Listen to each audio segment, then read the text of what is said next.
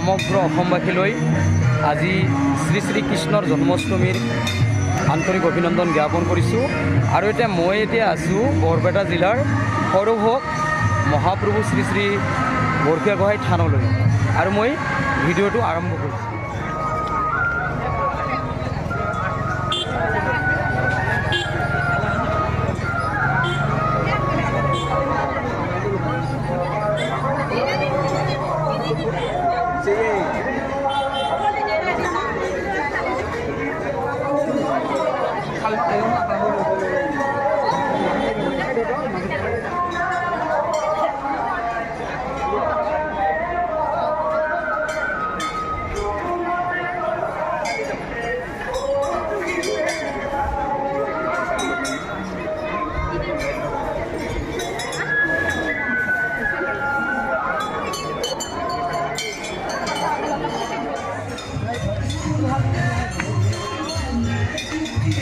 মন্দিৰলৈ প্ৰৱেশ কৰা এখন গেট, আৰু গেট আছে, চাওক দেখুৱাম আপোনালোকক। এইটো হ'ল মন্দিৰলৈ প্ৰৱেশ কৰা গেট।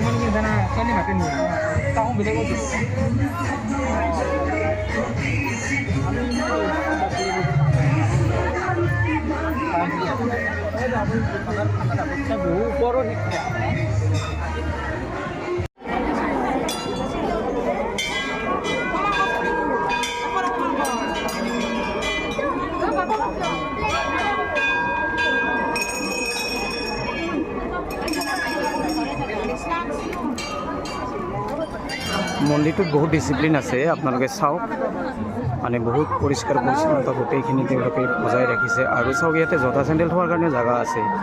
এইটো চাওক, ইয়াতে আপোনালোকে আহি কিনে ইয়াতে জোতা চেণ্ডেলো থ'ব পাৰিব, এনেকৈ থৈ কিনে আপোনালোকে মন্দিৰত ঘূৰিব পাৰিব। আৰু এইটো পুখুৰী পাৰৰ এটা ৰাস্তা, ই সুন্দৰ। আমি সেইটো গেটলৈকে আমি গৈ আছোঁ এতিয়া। মানে গেট এতিয়া সোমাওঁতে মানে 3টামান গেট আছে। আমি মাজৰ গেটেদি সোমাইছোঁ, এইটো প্ৰথম গেট বুলিও ক'ব পাৰি। আৰু ইপিনে আপোনাৰ আৰু এটা গেট আছে, আমি ইফালে যাই আছোঁ। মন্দিৰটোত বহুত ডিচিপ্লিন আছে, আপোনালোকে চাওক, মানে বহুত পৰিষ্কাৰ পৰিচ্ছন্নতা গোটেইখিনি তেওঁলোকে বজাই ৰাখিছে। আৰু চাওক, ইয়াতে জোতা চেণ্ডেল থোৱাৰ কাৰণে জেগা আছে। এইটো চাওক, ইয়াতে আপোনালোকে আহি কিনে ইয়াতে জোতা চেণ্ডেলো থ'ব পাৰিব, এনেকৈ থৈ কিনে আপোনালোকে মন্দিৰত ঘূৰিব পাৰিব। আৰু এইটো পুখুৰী পাৰৰ এটা ৰাস্তা, ই সুন্দৰ। আমি সেইটো গেটলৈকে আমি গৈ আছোঁ এতিয়া। মানে গেট এতিয়া সোমাওঁতে মানে 3টামান গেট আছে। আমি মাজৰ গেটেদি সোমাইছোঁ, এইটো প্ৰথম গেট বুলিও ক'ব পাৰি। আৰু ইপিনে আপোনাৰ আৰু এটা গেট আছে, আমি ইফালে যাই আছোঁ।